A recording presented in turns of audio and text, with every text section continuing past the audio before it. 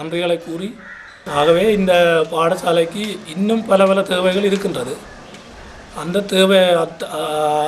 அத்தேவைகளையும் உங்களால் முடிந்தவரை நமக்கு பூர்த்தி செய்து தருவீர்கள் என்று நாங்கள் எதிர்பார்த்து காத்திருக்கின்றோம்.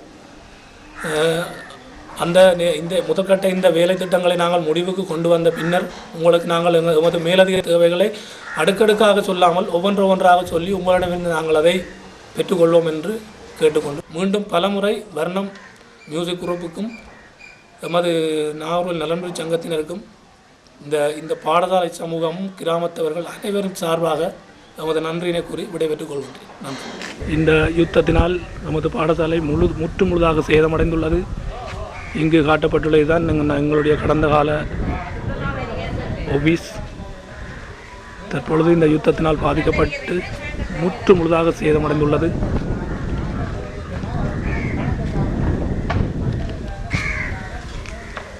கடந்த காலங்களிலே ஆண்டு 6 தொடக்கம் 10 வரையான கல்விக்கூடம் அமைந்திருந்த இடம் தற்போது ஒரு தற்காலிக கொட்டகை ஒன்று அமைத்து அதன் கீழே எமது பிள்ளைகள் சுவர் எதுவுமின்றி அறைகள் தனித்தனியாக குறித்து காட்டப்படாத நிலையில் பெரும் சிரமத்துக்கு மத்தியில் கல்வி கற்று வருகின்றார்கள்.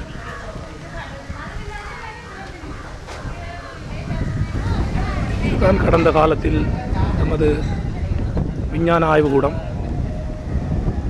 தற்பொழுது யுத்தத்தின் பின் சேதமடைந்து இந்நிலையில் இங்கு காணப்படுகின்றது. நமது தற்போதைய மாணவர்கள் விஞ்ஞான ஆய்வுக்கூடத்தினை ஒரு மரநிழலின் கீழே தான் நடாத்தி வருகின்றார்கள். இங்கு பார்த்தால் தெரியும், நமது கிராமம் மீள்குடியேறி முதலாக இங்கே இந்த பாடசாலை அமைக்கப்பட்ட ஒரு கொட்டகை. அதனை கூரை போட்டு நாகர்கோவில் மக்கள் ஒன்றியத்தினர் இதற்கு நிதி வழங்கி கிடுகினால் கூரை அமைக்கப்பட்டு பின்னர் அது முற்றாக சேதமடைஞ்சு தற்போது அதை வலயம் அதற்குரிய கொட்டகையை போட்டு சீட்டை கொடுத்து இங்கு அரைகுறையாக காணப்படுகின்றது. தெரியும், இது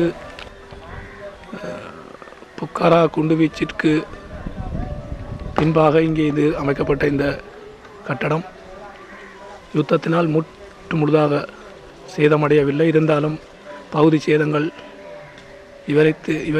இவற்றை திருத்துவதென்றது கடினம். தற்போதைய காலகட்டத்தில் இதனை முழுதாக இடித்துத்தான் நாம் இதை மீண்டும் கட்ட வேண்டும் என்பது ஒரு கட்டாயமாக உள்ளது.